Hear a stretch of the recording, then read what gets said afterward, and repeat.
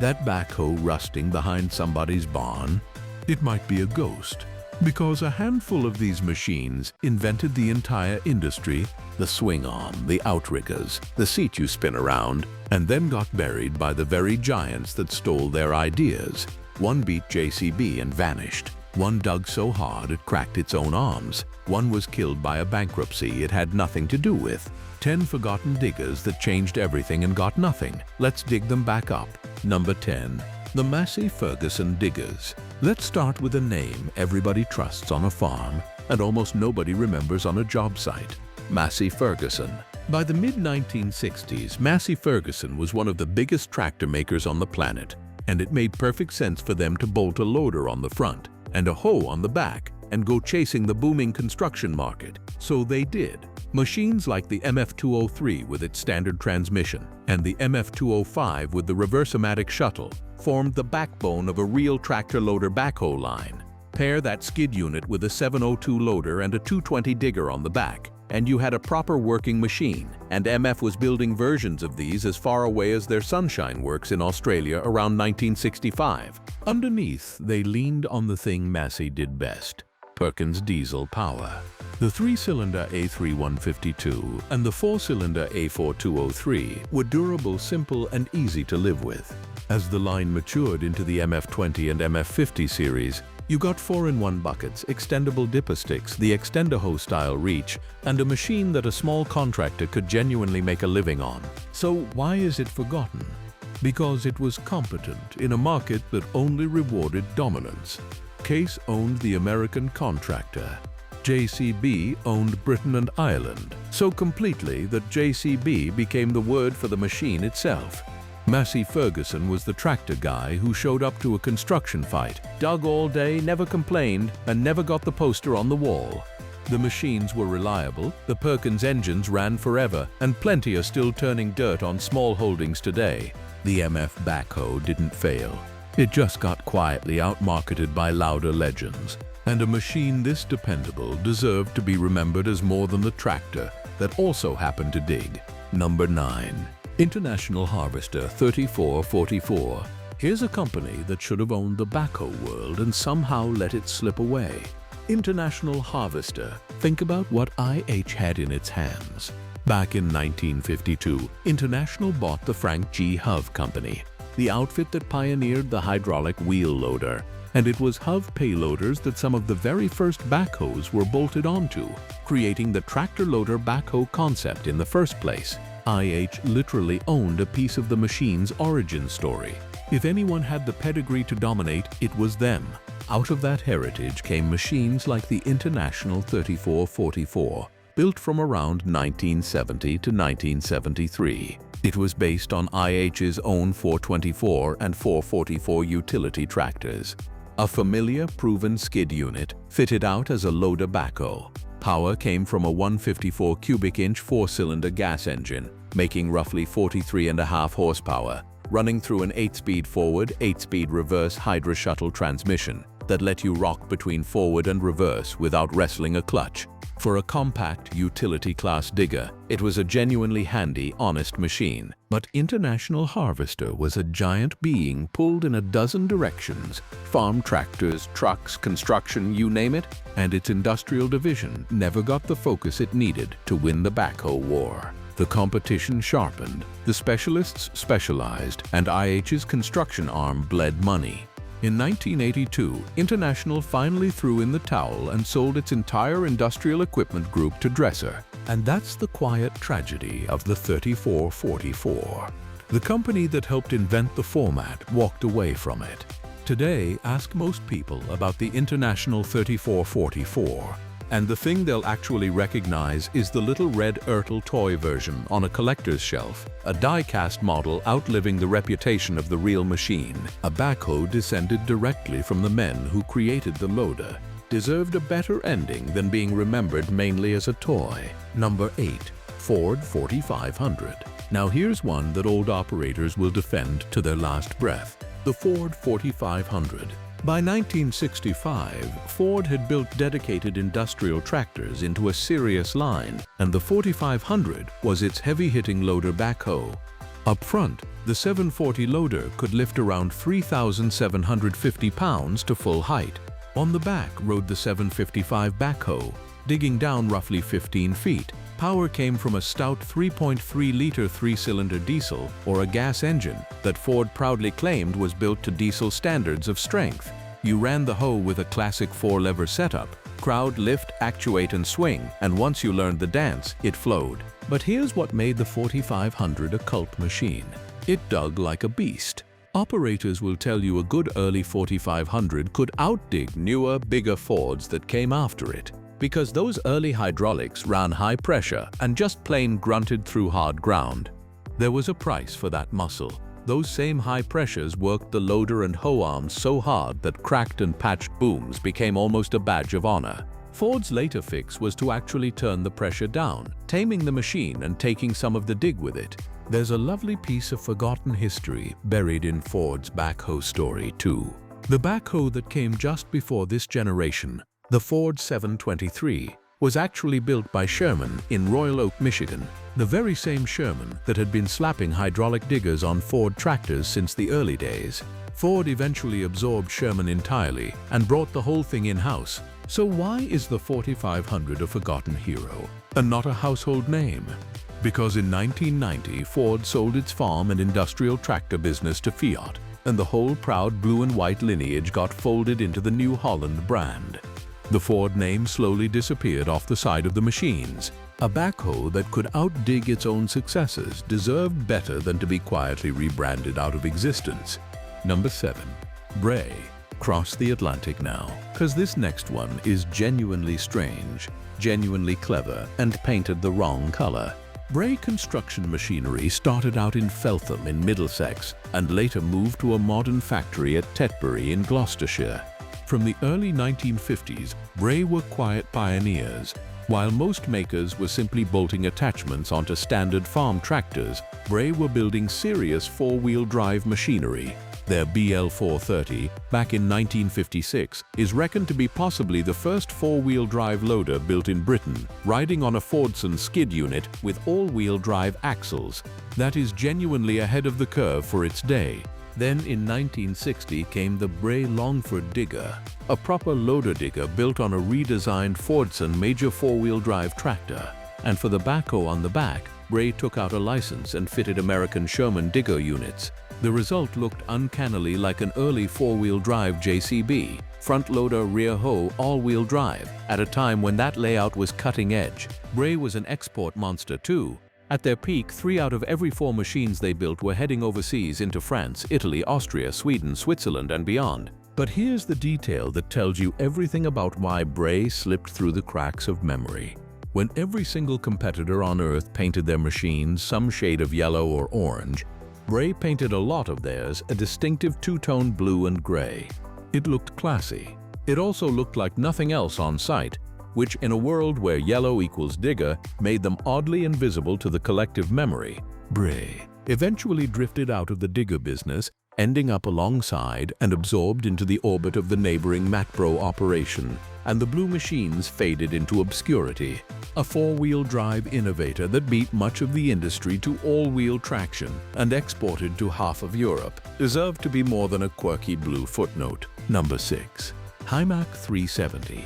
This next machine was killed not by the market and not by its rivals, but by the collapse of the empire that owned it. Hymac was a proud Welsh name based at Rhymney in South Wales, and the company had roots going back to 1946. Their claim to fame was the all-hydraulic 360-degree excavator, real, serious engineering. But Hymac also wanted a backhoe loader, and in 1972 they bought Whitlock Brothers, a firm we'll come back to in a big way shortly. From that takeover, the Whitlock 370 backhoe loader became the Hymac 370, and later the tidied-up Hymac 370C, with a slimmer cab and neater tank work. For a while, it was one of the brand leaders, a genuinely capable British digger built on solid excavator know-how. But Hymac got swept up into the sprawling IBH Holding Group, a European construction equipment conglomerate that was rapidly gluing together brands across the continent. Under IBH, an ambitious replacement was developed, the 370D, engineered in partnership with the German firm Hymac. This was going to be the machine that fixed the old model's weaknesses and carried Hymac's backhoe into the future. And then, in 1983, IBH Holding collapsed into one of the era's spectacular bankruptcies. Just before the 370D was due to launch, the whole thing came crashing down. The developed prototype machines were reportedly scrapped, but because so much money and engineering had already been poured into that new backhoe, the design didn't entirely die. It was relaunched instead as the Hymac HD60, quietly carrying forward the work that was meant to wear a Hymac badge. So the Hymac 370's real successor exists. It just wears somebody else's name. The Welsh backhoe, born from a proud excavator maker, got erased at the finish line by a boardroom failure hundreds of miles away. A machine that was ready, developed, and about to ship deserved better than to be scrapped over a bankruptcy it had nothing to do with. Number 5. Warner & Swasey Hopto. Now for a machine with one of the best names in the entire history of digging and a backstory of getting squeezed out by pure business politics.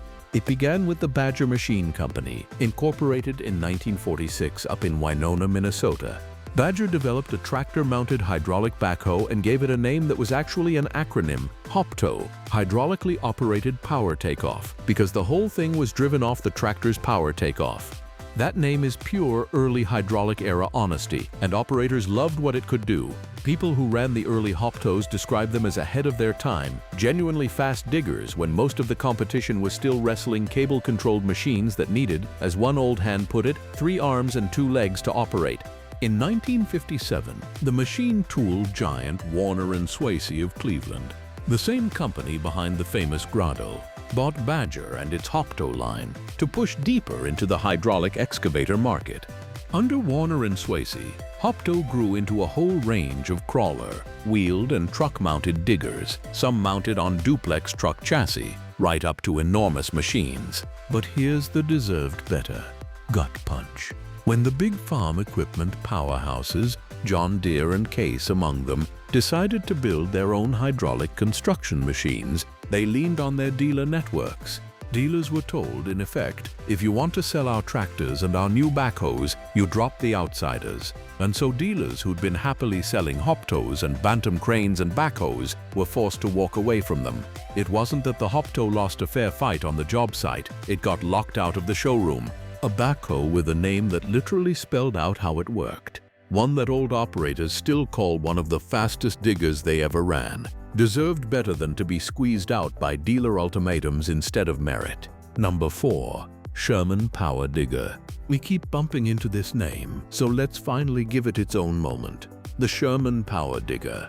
Sherman Products, out of Royal Oak, Michigan, built hydraulic backhoes based on the pioneering Wain-Roy design and sold them under the Sherman name, mounted onto the most common tractors in America. Ford's 8N, the 600 and 800 series, even Massey machines. The whole rig ran off a hydraulic pump driven by the tractor's power takeoff. For a farmer or a small-town contractor in the 1950s, this was the machine that put mechanical digging within reach for the very first time. As one old owner put it, when it was new, you thanked God for that machine. It sure beat digging by hand. But the Sherman story is also a lesson in early hydraulic growing pains. The earliest units, like the Model 49, had no cylinder to curl the bucket. The bucket was fixed to the boom, and you only had 3 controls: swing left and right, boom up and down, and crowd. That sounds minor until you try to load a dump truck. Without a bucket that curls, you had to lift so high to clear the truck's side that the load would spill right back out. It was a cheaper system to build, but a limited one. The later Model 54 finally added a bucket cylinder and fixed the problem. Here's the beautiful full circle part. Sherman's Royal Oak facility went on to actually build the Ford 723 backhoe, and Ford ultimately absorbed Sherman entirely. So this humble little digger's DNA flowed directly into the Ford industrial machines we talked about earlier. The Sherman Power Digger wasn't glamorous, and it wasn't heavy-duty. It was the affordable everyman's backhoe, simple enough that thousands are still sitting behind farmhouses today, occasionally coughing back to life. A machine that democratized digging for a whole generation of small operators deserved to be remembered as more than a mystery attachment people mistake for homemade. Number 3. Whitlock Dinkum digger. Now we get to a real injustice. A British machine that beat JCB to the punch, and then watched JCB's name become the word for the entire category. Whitlock Brothers was an old firm, founded way back in 1899, based at Great Yeldham in Essex. And here's the claim that should be in every history book. The Whitlock Dinkum digger is widely credited as the first ever tractor-mounted hydraulic excavator loader in Britain, the machine we now generically call a JCB, arriving around 2 years before JCB or anyone else fielded a real competitor. The first Dinkum diggers were being built around 1954 as backhoe attachments for Fordson and Ferguson tractors, and the design wasn't even homegrown originally. Whitlock built it under license from its inventor, a Scotsman named Robert Ewan from Fife. As for that wonderful name, it comes straight from Australian slang. Australian frontline infantrymen in the First World War were nicknamed diggers, and the expression fair dinkum meant something genuine, something that turned out right. Put them together and you get the Dinkum digger, a genuine digger. The Whitlock brothers had Australian connections and exported there in the early days, and the name stuck. Whitlock went on to build hydraulic dredgers, dumpers, and Britain's first hydrostatic dumpers, a genuinely inventive company employing close to 500 people at its peak, a happy place to work by the accounts of the men who were there. So how does a company that beat JCB to market simply vanish? Takeover? In 1971, Whitlock was bought by Powell Dufferin, the conglomerate that also owned Hymac. Production was pulled out of the Great Yeldham factory and moved to the Hymac plant in Wales. And in June 1975, a longtime engineer who'd started there in 1957 as an apprentice locked the gates of Great Yeldham for the last time. Whitlock got there first, and JCB got the glory, the market, and the dictionary entry. Few machines in history deserved better than the one that beat the legend and got forgotten anyway. Number 2. High Dynamic Dynahoe. If the others were forgotten for being small or unlucky, this one was forgotten for the opposite reason. The Dynahoe was too much machine. In 1959, a company called High Dynamic, out of Lake Bluff, Illinois, launched the Dynahoe Model A, the second purpose-built American backhoe loader ever made, right behind Case, and purpose-built is the whole point. While almost every other American backhoe of the day was still just a farm tractor with attachments hung off each end, High Dynamic designed the Dynahoe from the ground up as a single integrated digging machine. It weighed around 14,000 pounds, dug about 14 feet deep, and was powered by a 65 horsepower Continental Red Seal 6-cylinder flathead gas engine with a Detroit Diesel 353 offered from 1961 before gas was phased out entirely by 1964. This thing was built like a vault. Neat, efficient backhoe linkage, a massive frame, heavy excavation baked into its bones. In 1966, the naming got clever, a 3-digit system where the first 2 digits told you the digging depth in feet, giving you the 140, the 160, and eventually the monstrous 204, a 4-wheel drive brute riding on 4 big equal-sized wheels, digging 20 feet down, and in its final form weighing an astonishing 36,000 pounds. So what went wrong? Simple economics. Building something this robust made it expensive, and the Dynahoe never sold in the huge numbers the little tractor-based machines did. It served a proud niche, the contractor who wanted more capacity, more production, more muscle than a normal backhoe could give. Bucyrus Erie bought High Dynamic in 1971 and kept the respected Dynahoe name alive, but when Bucyrus Erie dismantled its whole construction division in 1985, the rights passed to Northwest Engineering and production limped on only into the early 1990s, before the market moved decisively toward modern excavators. The Dynahoe was overbuilt, overcapable, and overpriced for a world that eventually wanted something else. But many of those original machines are still digging today, proof that a backhoe this tough deserved a much bigger place in history. Number 1.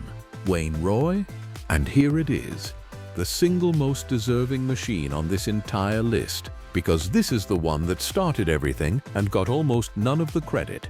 The story begins in Hubbardston, Massachusetts in 1947 with 2 men, Väinö Holopainen, pronounced Waino, and Roy Handy Jr. Take the first part of each man's name and you get the company, Wain-Roy. What they invented that year was the backhoe swing frame, the breakthrough that let a hydraulic digging arm swing to either side to dump its load. That single idea is the beating heart of every backhoe ever built since. In April 1948, Wain-Roy sold the first all-hydraulic backhoe in America, mounted to a Ford 8N tractor, to the Connecticut Light and Power Company for $705. They built just 24 units that first year, but it caught fire. Between 1948 and early 1954, around 7,000 Wain-Roy backhoes were built and sold, largely through Ford dealers and under the Sherman name. And Wain-Roy didn't stop at the swing frame. Their people went on to pioneer stabilizing outriggers, the reversible operator's seat, and even the first hydraulic thumb, inventions that are simply standard equipment now. So why isn't Wain-Roy a household word like case or JCB? Because of one catastrophic moment in 1954, the company failed to successfully defend its swing frame patent. The instant that protection fell, every competitor on Earth was free to build backhoes, and the giants did exactly that. Wain-Roy kept building for Ford until 1963, when Ford started making its own and the little Massachusetts firm simply couldn't compete with a corporation that size. There's a bittersweet detail too. In 1960, Holopainen was introduced to Henry Ford II himself as Mr. Backhoe. He was the man, and the industry still moved on without him. The Wain-Roy name lived on only as a line of attachments. The two men who invented the machine watched Case and JCB collect the credit, the fame, and the fortune. No backhoe in history deserved better than the one that started it all. So the next time you see a digger swing its arm to the side and dump a load, remember Hubbardston, remember Wain-Roy, and remember the machine that everyone forgot. If you ran one of these, the Ford 4500, the Dynahoe, an old Sherman still hiding behind the barn, drop the model in the comments. Tell us what it dug and how long it lasted. And if you think there's a forgotten digger even more deserving than Wain-Roy, I want to hear about it. Like, subscribe, and keep these old iron legends alive.